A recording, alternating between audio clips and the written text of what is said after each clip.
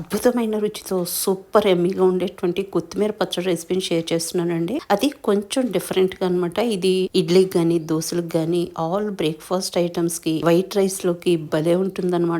White రైస్‌లో మనము చట్నీతో పాటు కొన్ని ఆనియన్ పీసెస్ వేసుకుని తింటుంటే అద్భుతంగా ఉంటుందండి. బానర్ పెట్టేసుకుని 3 టేబుల్ స్పూన్ల ఆయిల్ వేసుకుని ఒక 15 వరకు వెల్లుల్లి రెబ్బలు పొట్టువలసినవి వేసుకున్నాము. ఓ టీ స్పూన్ మినపప్పు, ఓ టీ స్పూన్ జీలకర్ర, పావు టీ స్పూన్ మెంతులు వేసుకుని ఆయిల్లో మంచిగా ఫ్రై అవనిస్తామండి. కొంచెం అలా కలర్ మారుతూ ఉండగా మనం ఎండుమిర్చి ముక్కలు ఇక్కడ యాడ్ చేసేసుకుంటాము. అదే విధంగా ఒక గుప్పుడు కరివేపాకు వేసుకుని ఒక్క నిమిషం పాటు వేగిన తర్వాత ఒక టీ స్పూన్ పసుపు యాడ్ చేసేసుకుంటాము. అదే విధంగా పచ్చడికి సరిపడా కారాన్ని కూడా యాడ్ చేసేసుకుంటాం. నేను 2 టేబుల్ స్పూన్ కారం వేసుకున్నానండి. అదే విధంగా ఒక కప్పు చింతపండు గుజ్జు యాడ్ చేసేసుకున్నాను. దీని అంతటిని మంచిగా ఆయిల్లో మగ్గనిస్తాము. ఇప్పుడు రుచికి సరిపడా సాల్ట్, ఒక టీ స్పూన్ ఆవు పిండి, మెంతిపిండి మిక్స్ చేసింది, ఒక టీ స్పూన్ రోస్టెడ్ జీరా పౌడర్, ఒక 2 టేబుల్ స్పూన్లు బెల్లం పౌడర్ వేసేసుకుని అది మొత్తం మంచిగా మిక్స్ చేసేసుకుని